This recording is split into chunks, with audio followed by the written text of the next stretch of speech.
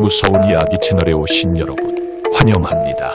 오늘의 주제는 잔혹동화 인어공주 편입니다.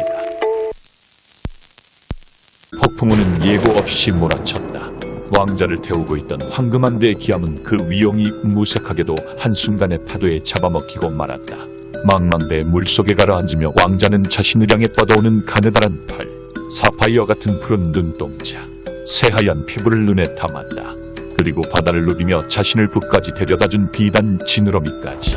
왕자는 정복자였다. 약소국가들을 침략하고 약탈했으며 파괴했다. 그러면서 타국의 왕여신이여 평민 가릴 것 없이 자신의 놀이개로 삼았으며 뜻 모르는 욕망을 거리낌 없이 분출했다. 폭풍우가 몰아치던 밤, 인어에게 구해진 왕자가 자신의 왕국으로 돌아가며 생각한 것은 은혜에 대한 보답이 아니라 심해에 있을 인어들과 그들의 나라에 대한 정복욕이었다. 해안 근처 성에 머무르면서 인어들의 나라와 자신을 구해준 인어를 찾아 헤맨다. 하지만 쉽게 찾을 수가 없었다. 왕자가 해안의 성에서 생환을 기념하기 위해, 그리고 이웃나라와의 화친을 기념하기 위해 연애를 벌이고 있을 때 어디서 나타났는지 불쑥 여인이 등장했고, 그녀는 대책 없이 왕자에게 달려들다가 근위병에게 포위되었다. 왕자는 그녀가 지느러미 대신 두 다리를 가지고 있었지만 그날 밤에 인어임을 눈치챘다. 왕자는 흥분되는 감정을 감추고 표정을 가다듬었다.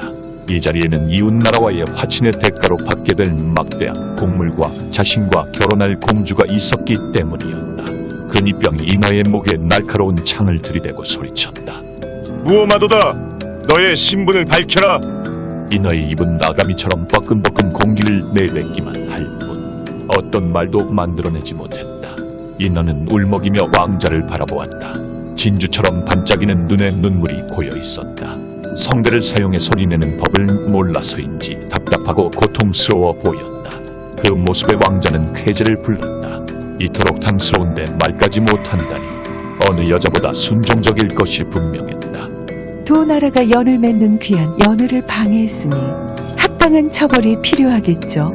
하지만 왕자는 자비를 베푸는 척하며 근위병에게 손짓하자 근위병이 인어를 놓아주었고, 연회에 참석한 귀족들이 박수를 치며 왕자의 인품을 칭찬했다. 왕자는 인어를 자신의 방으로 들이라고 근위병에게 은밀히 속삭였다. 하지만 그는 몰랐다. 자신이 은밀히 인어를 빼돌리는 것을 공주가 의미심장한 눈으로 바라보고 있다는 것을. 그날 밤 왕자의 침실의 향유로 몸을 씻은 인어가 들어왔고, 인어의 몸에 흡족한 왕자는 천천히 인어에게 다가간다. 왕자는 순백의 처녀를 타락시킬 생각에 흥분을 감추지 못했고, 이날 이후 인어와의 잠자리를 하루도 거르지 않았다. 왕자는 낮으면 어떻게 해야 인어와 공주 둘 다 취할 수 있을까라는 고민을 하였다. 왕자님, 듣고 계세요? 서명을 마친 공주가 왕자에게 기펜을 내밀었다. 양피지에는 화친과 결혼에 관한 내용이 쓰여 있었다. 왕자가 서명을 마치자 공주가 환하게 웃으며 왕자의 손을 잡았다. 왕자님께서 생활하신 바다에서 결혼식을 치르고 싶어요. 왕자는 고개를 끄덕였고 결혼식은 성대하게 치러졌다. 이웃나라에서 가져온 실크로 꾸민 식장에 두 나라의 혼약을 축하하며 진상된 온갖 금은보화 그리고 귀빈들과 만찬으로 빼곡히 채워졌다. 모두를 대접하고 왕자와 공주는 첫날 밤을 치를 별관의 방을 안내받고, 공주가 몸을 씻으러 옆방으로 향했을 때 왕자는 쾌재를 불렀다. 왕자의 진짜 만찬은 이제 시작인 것이다.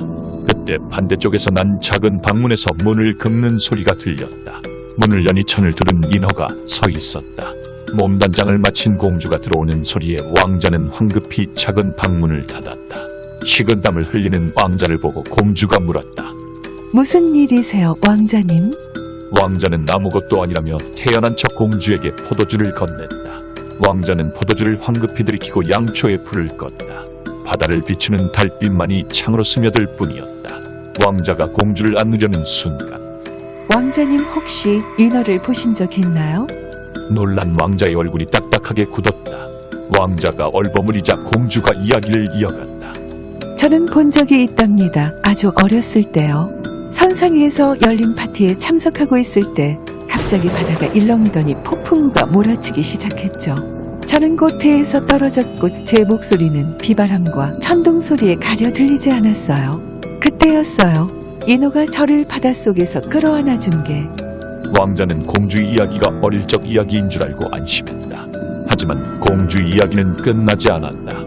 인어가 저를 폭풍우 치는 바다에서 구해주었죠. 그때 알게 되었어요. 그녀가 인어공주이고 바닷속에도 거대한 나라가 있다는 걸. 왕자는 그 말을 듣고 정신을 차렸다. 공주가 자신과 똑같은 경험을 했다는 것을 깨닫고 혼란에 빠졌다. 그럼 공주도 그 봉어리를 만났단 말인가?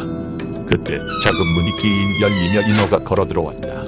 창가로 들어온 달빛이 인어를 비추고 인어의 손에 들린 예리한 단검이 달빛을 반사하며 요사스럽게 빛나고 있었다.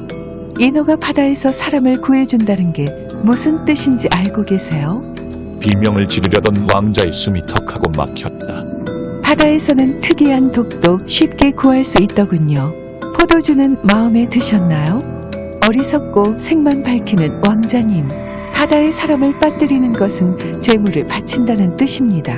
그게 자의였든 자연의 뜻이든 인어는 그 사실을 구별하지 않아요. 그리고 인어는 육지의 고기를 가장 좋아한답니다. 인어가 더 잔인한 것은 먹기 전에 충분히 모든 것을 즐기려 한다는 것이죠. 그게 육체적 기쁨이든 재물이든 가리지 않아요. 왕자는 바다의 신비한 독에 비명도 지르지 못하고 피를 토하며 쓰러졌다. 왕자님의 나라는 저와 아바마마가 잘 다스리도록 하겠습니다. 말을 마치고 방을 나가는 공주를 보며 왕자는 체념했다. 발가락 끝부터 야금야금 뜯어먹고 있는 인어를 보며 왕자는 고통을 표현하지도 못하고 이 고통이 빨리 지나가기를, 차라리 어서 빨리 죽기를 기도했다.